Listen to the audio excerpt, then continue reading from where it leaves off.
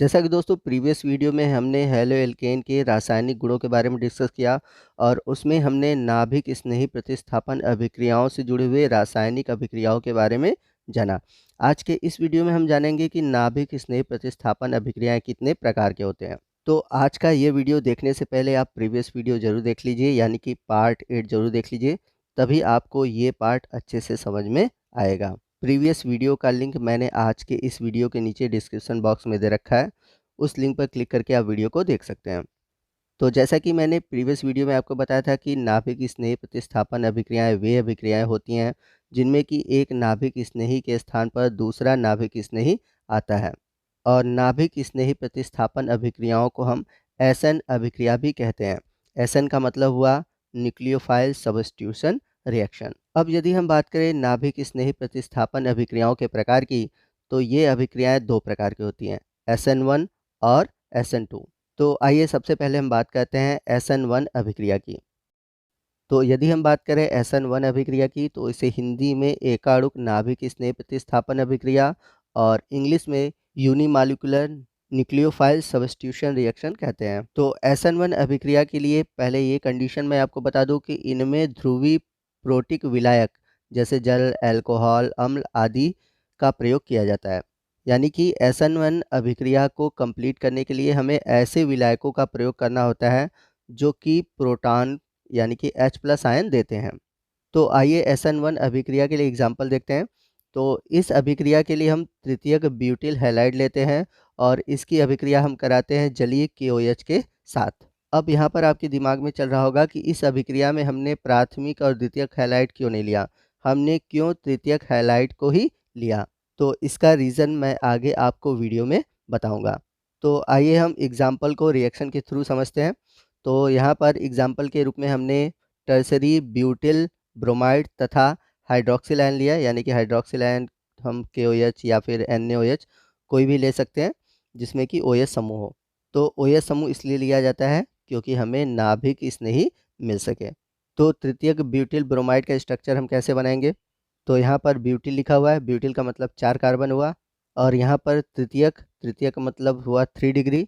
तो 3 डिग्री वाला कार्बन हम कैसे प्राप्त करेंगे? जब हम एक कार्बन को 3 कार्बन से जोड़ेंगे। तो आइए तृतीयक ब्यूटिल ब्रोमाइड का स्ट्रक्चर बनाते हैं। तो यहाँ पर एक कार्बन को हमने ब्रोमीन से जोड़ दिया क्योंकि यहाँ पर हैलोजन समूह के रूप में ब्रोमीन है। अब इस कार्बन को हम 3 अलग अलग कार्बन से जोड़ेंगे और सभी कार्बन को बैलेंस करेंगे। तो यहाँ पर हमने हर एक कार्बन के साथ 3 हाइड्रोजन जोड़ दिया क्योंकि हम सभी जानते हैं कार्बन की वैलेंसी कितनी होती है, 4 होती है। तो यहाँ पर हमें टर्सरी ब्यूटिल ब्रोमाइड यानी कि तृतीयक ब्यूटिल ब्रोमाइड मिल गया। अब इसकी अभिक्रिया हमें किससे करानी है? इसकी अभिक्रिया हमें करानी है हाइड्रोक्सी आयन यानी कि OH- आयन। अब यह OH- आयन किससे मिलेगा? KOH से मिलेगा, क्योंकि हमने रिएक्शन में भी पढ़ा। ठीक है। अब ये जो OH- आयन है, हम सभी जानते हैं यह एक नाभिक स्नेही है। अब ये क्या करेगा? ब्रोमीन को उसके स्थान पर हटा देगा, यानी कि उसे प्रतिस्थापित कर देगा और उसके स्थान पर जुड़ जाएगा, और इस प्रकार से उसके स्थान पर जुड़कर ये बनाएगा अल्कोहल। तो ये आप देख सकते हैं OH- आयन है। तो ये क्या करेगा? तृतीयक ब्यूटिल ब्रोमाइड, जिसे हम IPSC नाम पद्धति में 2 ब्रोमो 2 मेथिल प्रोपेन भी कह सकते हैं, इसके ब्रोमीन को प्रतिस्थापित करेगा और प्रतिस्थापित करके अल्कोहल बनाएगा। तो यहाँ पर अल्कोहल के रूप में मिलेगा टर्सरी ब्यूटिल अल्कोहल, जिसका IPSC नेम होगा 2 मेथिल प्रोपेन 2 ऑल, और ब्रोमीन यहाँ पर क्या होगा? अलग हो जाएगा, यानी कि प्रतिस्थापित हो जाएगा। तो ये जो ब्रोमीन निगेटिव है वो पोटेशियम पॉजिटिव के साथ जुड़ता है। ये सभी रिएक्शन मैंने पीछे आपको प्रीवियस वीडियो में बता रखे हैं। अब यदि हम बात करें इस अभिक्रिया की, तो यह अभिक्रिया 2 स्टेप में होती है। तो आइए हम इस अभिक्रिया की क्रियाविधि को देखते हैं। तो इस अभिक्रिया की जो क्रियाविधि होती है, जैसे कि मैं बताया कि ये 2 स्टेप में होती है। तो पहले स्टेप में क्या होता है? जो प्रोटिक विलायक है, इन प्रोटिक विलायक की उपस्थिति के कारण टर्सरी ब्यूटिल ब्रोमाइड से ही जो ब्रोमीन है वो अलग हो जाता है। या फिर हम ऐसे भी कह सकते हैं कि फर्स्ट स्टेप में क्या होता है कि जो न्यूक्लियोफाइल है यानी कि जो नाभिक स्नेही है, उसके अटैक करने से पहले प्रोटिक विलायक की उपस्थिति में जो हैलोजन समूह है वो अलग हो जाता है। तो यहाँ पर आप देख सकते हैं कि यहाँ पर हैलोजन समूह यानी कि ब्रोमीन अलग हो गया है, और इसी के साथ साथ कार्ब धनायन मिलते हैं। तो यहाँ पर आप देख सकते हैं यह एक कार्ब धनायन है जिसे हम तृतीयक कार्ब धनायन कहेंगे। तो यहाँ पर आप देखेंगे कि 3 डिग्री वाला एक कार्ब धनायन बन गया। यहाँ पर आप सेंटर में देख सकते हैं, यहाँ पर कार्बन है और इस कार्बन पर धन आवेश है। अब इस कार्बन पर ही धन आवेश क्यों है? क्योंकि इसी कार्बन पर ब्रोमीन जुड़ा हुआ था, तो ब्रोमीन अपना इलेक्ट्रॉन लेकर अलग हो गया, तो इसलिए वो नेगेटिव हो गया और कार्बन अपना इलेक्ट्रॉन उसको दे दिया, इसलिए यहाँ पर इसके पास क्या हो गया? धन आवेश हो गया। तो ये जो कार्बन है वो 3 डिग्री कार्बन है और यह 3 डिग्री कार्बन धन आवेशित होने के कारण इसे हम तृतीयक कार्ब धनायन कहेंगे। तो फर्स्ट स्टेप में आपने देखा कि जो तृतीयक ब्यूटिल ब्रोमाइड है वह प्रोटिक विलायक यानी कि H+ आयन की उपस्थिति के कारण तृतीयक कार्ब धनायन में टूट गया और उसके साथ साथ हैलोजन समूह भी अलग हो गया। आइए देखते हैं दूसरे स्टेप में क्या होता है। दूसरे स्टेप में क्या होता है? दूसरे स्टेप में जो न्यूक्लियोफाइल है, न्यूक्लियोफाइल के रूप में हमने क्या लिया है? हाइड्रोक्सिल समूह लिया है। तो यह न्यूक्लियोफाइल क्या कहता है? जो तृतीयक कार्ब धनायन है उस पर अटैक करता है और उस पर अटैक करके उसके साथ जुड़ जाता है। तो ये जो स्टेप होता है वह अनुत्क्रमणीय होता है और बहुत तेज़ी से उत्पाद के रूप में अल्कोहल बनता है और यहाँ पर कौन सा अल्कोहल बनता है? Tertiary butyl alcohol. तो यहाँ पर हमने देखा कि यह जो SN1 अभिक्रिया है यह 2 स्टेप में हुई। पहले चरण में क्या हुआ कि कार्ब धनायन बना और दूसरे चरण में इस कार्ब धनायन के धनावेशित कार्बन पर नाभिक स्नेही अटैक किया और उससे जुड़ गया और जुड़कर अंतिम उत्पाद के रूप में अल्कोहल बनाया। तो आइए हम देखते हैं कि कैसे हम इसकी क्रियाविधि के बारे में लिखेंगे। तो जैसा कि पीछे हमने देखा कि यह जो अभिक्रिया है यह 2 पदों में होती है। पहले पद में मध्यवर्ती कार्बोकैटायन या फिर हम कह सकते हैं कार्बोधनायन बनता है और यह अभिक्रिया धीमी होती है। परंतु इस अभिक्रिया में जो कार्बोधन आयन बना है वह एक तृतीयक कार्बोधन आयन है जो कि बहुत ही अधिक अस्थायी होता है, जिसके कारण इस पर OH- आयन प्रहार करता है और तेजी से प्रोडक्ट का निर्माण होता है। ध्रुवी विलायक यानी कि प्रोटिक विलायक की उपस्थिति में यह क्रिया तेजी से होती है और SN1 अभिक्रिया का वेग कार्बोधन आयन या फिर हम कह सकते हैं कार्बोकैटायन के स्थायित्व पर निर्भर करता है। तो जैसा कि पीछे मैंने आपको बताया था कि इस अभिक्रिया में हम तृतीयक एल्किल हैलाइड क्यों यूज़ करते हैं, तो मैं आपको इसका रीज़न बता दूं कि जो तृतीयक एल्किल हैलाइड होते हैं, जैसे हमने एग्जाम्पल के रूप में लिया था तृतीयक ब्यूटिल ब्रोमाइड, आप चाहे तो क्लोराइड, आयोडाइड कुछ भी ले सकते हैं, ठीक है। तो जो तृतीयक ब्यूटिल ब्रोमाइड है इसमें टर्सरी कार्बोकैटायन या फिर हम कह सकते हैं तृतीयक कार्बोधन आयन होता है। यह तृतीयक कार्बोधन आयन द्वितीयक और प्राथमिक कार्बोधन आयन से अधिक स्थायी होता है और इसी कारण से जो तृतीयक हैलाइड होते हैं वह SN1 अभिक्रिया बहुत तेजी से देते हैं और इस कारण ही हमने SN1 अभिक्रिया में तृतीयक हैलाइड का प्रयोग किया। तो SN1 अभिक्रिया के लिए जो हैलाइडों का घटता हुआ क्रम है मैंने नीचे लिखा हुआ है। सबसे अधिक तृतीयक हैलाइड, उससे कम द्वितीयक हैलाइड और सबसे कम प्राथमिक हैलाइड देते हैं। तो यहाँ पर आप देख सकते हैं कि इस अभिक्रिया में जो तृतीयक कार्बोधन आयन बना हुआ है और मैंने पीछे बताया था कि जो तृतीयक कार्बोधन आयन ये अधिक स्थायी होता है और अधिक स्थायी होने के कारण ये बहुत अधिक सक्रिय होता है और अधिक सक्रिय होने के कारण इस पर जो नाभिक स्नेही है बहुत तेज़ी से अटैक करता है और यह अभिक्रिया बहुत तेज़ी से होती है। यदि इस अभिक्रिया में हम प्राथमिक या द्वितीयक हैलाइड लेते तो यहाँ पर हमारा जो उत्पाद बनता वो प्राथमिक या द्वितीयक कार्बोधन आयन बनता और ये कम स्थायी होने के कारण बहुत ही धीमे अभिक्रिया को देता, यानी कि तब जो यह अभिक्रिया होती तो यह अभिक्रिया बहुत ही धीरे धीरे होती। आई होप आपको बात समझ में आ गई होगी कि यहाँ पर हमने क्यों तृतीयक हैलाइड को लिया है। दूसरा इंपॉर्टेंट चीज़ है कि इस अभिक्रिया को हम SN1 अभिक्रिया क्यों कहते हैं, यानी कि इस अभिक्रिया को हम एकाणुक नाभिक स्नेही प्रतिस्थापन अभिक्रिया क्यों कहते हैं। तो जैसा कि हमने देखा यह अभिक्रिया 2 चरणों में होती है और जो पहला स्टेप है यानी कि जो पहला चरण है वो बहुत ही स्लो यानी कि बहुत ही मंद गति से होती है, जबकि इसका जो दूसरा स्टेप है यानी कि चरण 2 है वो बहुत ही तेज़ी से होता है। तो हम सभी ने केमिकल काइनेटिक्स में पढ़ रखा है कि जब भी कोई अभिक्रिया होती है तो उस अभिक्रिया की जो दर है यानी कि रेट ऑफ रिएक्शन है वो डिपेंड करता है कि वो कितना स्लो हो रही है, यानी कि वह स्लो अभिक्रिया पर निर्भर करती है। तो जो स्लो स्टेप होते हैं वही रेट ऑफ रिएक्शन को डिसाइड करते हैं।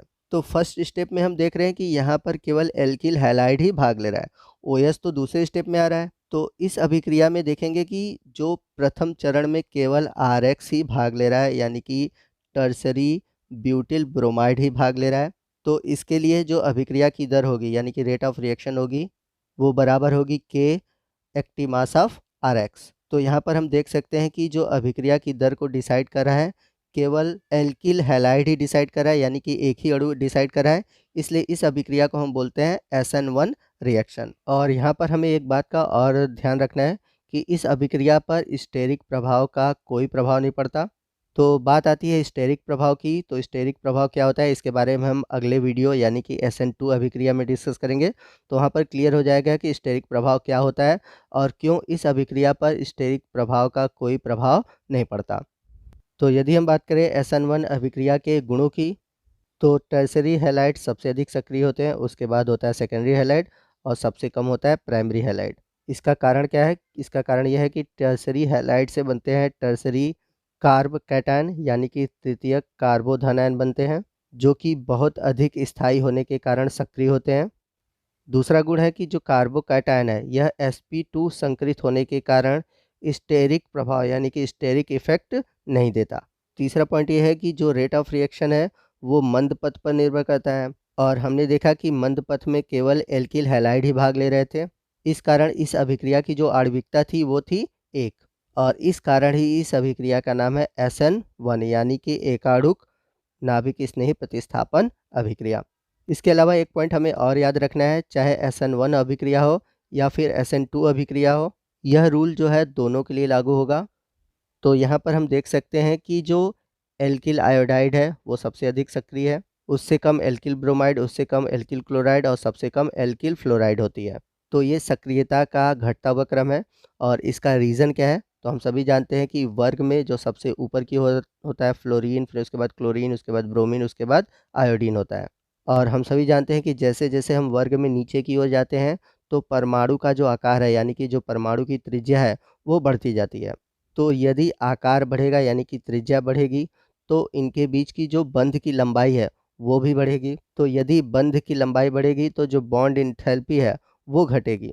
बॉन्ड इंथैल्पी का क्या मतलब है? बॉन्ड इंथैल्पी का मतलब है बंध को तोड़ने के लिए जो हमें ऊर्जा की आवश्यकता पड़ती है, उसी को हम बोलते हैं बंध इंथैल्पी या फिर बॉन्ड इंथैल्पी। तो यहाँ पर एल्किल आयोडाइड में बॉन्ड को तोड़ना आसान होता है। क्यों होता है? क्योंकि इनकी परमाणु त्रिज्या बड़ी होने के कारण इनके बीच आकर्षण कम है, तो आसानी से आयोडीन क्या होता है? टूटकर अलग हो जाएगा। तो यहाँ पर जो आयोडीन है आसानी से मुक्त हो जाता है, अलग हो जाता है। तो याद रखिएगा ये जो रूल है SN1 SN2 यह दोनों अभिक्रियाओं में काम करेगा। तो चाहे SN1 अभिक्रिया हो चाहे SN2 अभिक्रिया हो, दोनों अभिक्रियाओं में एल्किल आयोडाइड सबसे रिएक्टिव होगा। तो सबसे अधिक रिएक्टिव होने का कारण यह है क्योंकि यह आसानी से एल्किल के साथ अलग हो जाता है। और यहाँ पर हमें एक चीज़ और याद रखनी कि ये जो ऊपर की ओर हमने सक्रियता के लिए लिया हुआ है टर्सरी हैलाइड, सेकेंडरी हैलाइड और प्राइमरी हैलाइड, तो ये जो रूल है ये SN1 के लिए लागू होगा, ठीक है। यानी कि जो SN1 है वो टर्सरी हैलाइड के साथ बहुत तेज़ी से अभिक्रिया देंगे। जबकि यदि हम बात करें SN2 अभिक्रिया की, तो SN2 अभिक्रिया में जो प्राइमरी हैलाइड होते हैं वो अधिक अभिक्रियाशील होते हैं। आइए एक पॉइंट को और डिस्कस करते हैं, इंपॉर्टेंट पॉइंट है, क्योंकि जब हम SN1 SN2 अभिक्रिया में अंतर पढ़ेंगे तो वहाँ पर ये पॉइंट आएगा। तो यहाँ पर इस पॉइंट को भी समझना ज़रूरी है। तो जब भी SN1 अभिक्रिया में कोई भी ऑप्टिकली एक्टिव सबस्ट्रेट इन्वॉल्व होता है तो उस अभिक्रिया में रेसमाइजेशन होता है। तो सबसे पहले मैं आपको बताता हूँ कि रेसमाइजेशन होता क्या है। तो यदि हम बात करें रेसमाइजेशन की, तो रेसमाइजेशन रेसमिक मिक्सचर बनने की एक प्रक्रिया है। तो रेसमिक मिक्सचर क्या होता है? रेसमिक मिक्सचर वह मिक्सचर होता है जिसमें कि हम डेक्स्ट्रो और लीवो दोनों को इक्वल कंसंट्रेशन में एक सॉल्यूशन में मिक्स कर दूं, तो ऐसे सॉल्यूशन को हम बोलेंगे रेसमिक मिक्सचर। और ऐसे सॉल्यूशन का जो रोटेशन होता है वो 0 होता है। जैसा कि यहाँ पर हमने एग्जांपल के रूप में लिया हुआ है, ये हमारा एक सबस्ट्रेट मॉलिक्यूल है जिसका कन्फिग्रेशन है S और इसका नाम है आइडोफिनाइल एथेन। तो जब यह एक न्यूक्लियोफाइल से रिएक्ट करेगा तो सबसे पहले कार्बोकैटायन बनेगा, जैसा कि पीछे भी हमने देखा था। तो यहाँ पर जो आयोडीन एटम है वो निकल जाएगा और बन जाएगा कार्बोकैटायन। तो यहाँ पर जो कार्बोकैटायन बना है उसका जो नेचर होता है वो होता है प्लेनर, और इसका जो हाइब्रिडाइजेशन होता है यानी जो संकरण होता है वो sp2 होता है। अब इस कार्बोकैटायन पर जो न्यूक्लियोफाइल है वो अटैक करेगा। तो ये जो कार्बोकैटायन है वो प्लेनर होने की वजह से इस पे जो न्यूक्लियोफाइल वो अटैक करेगा वो 2 तरीके से अटैक कर सकता है, पीछे से भी और आगे से भी। जैसा कि आप फिगर में देख सकते हैं कि एक ए डायरेक्शन है और दूसरा बी डायरेक्शन है। तो ए डायरेक्शन में जो न्यूक्लियोफाइल है वो पीछे से अटैक किया हुआ है और जो बी डायरेक्शन है उसमें आप देख सकते हैं जो न्यूक्लियोफाइल है वो आगे से अटैक किया हुआ है। तो जब ए साइड से न्यूक्लियोफाइल अटैक करता है तो आर कॉन्फ़िगरेशन बनता है और यदि बी साइड से अटैक करता है तो एस कॉन्फ़िगरेशन बनता है। और दोनों साइड से अटैक करने की जो प्रोबेबिलिटी होती है वो इक्वल होती है और इस कारण ही आर और एस जो है वो इक्वल अमाउंट में मिलते हैं। और यदि किसी सॉल्यूशन में आर और एस इक्वल अमाउंट में मिलते हैं तो वो सॉल्यूशन रेसिमिक होता है। तो यहाँ पर दोनों इक्वल अमाउंट में बनने के कारण यहाँ पर हुआ रेसमाइजेशन। तो दोस्तों ये था हमारा आज का वीडियो जिसमें कि हमने SN1 अभिक्रिया के बारे में जाना और SN1 अभिक्रिया से जुड़े हुए इसके क्रियाविधि और गुण के बारे में जाना। आने वाले वीडियो में हम SN2 अभिक्रिया के बारे में जानेंगे, SN2 अभिक्रिया के एग्जाम्पल, उसके क्रियाविधि और उसके गुणों के बारे में जानेंगे और बीच में मैंने आपको एक स्टेरिक प्रभाव बताया है, उसे भी हम डिस्कस करेंगे। तो आपको आज का वीडियो कैसा लगा कमेंट करके ज़रूर बताइएगा। वीडियो अच्छा लगा हो तो वीडियो को लाइक और शेयर करना मत भूलिएगा। तो दोस्तों मिलते हैं अगले वीडियो में अगले टॉपिक के साथ। तब तक के लिए जय हिंद, जय भारत।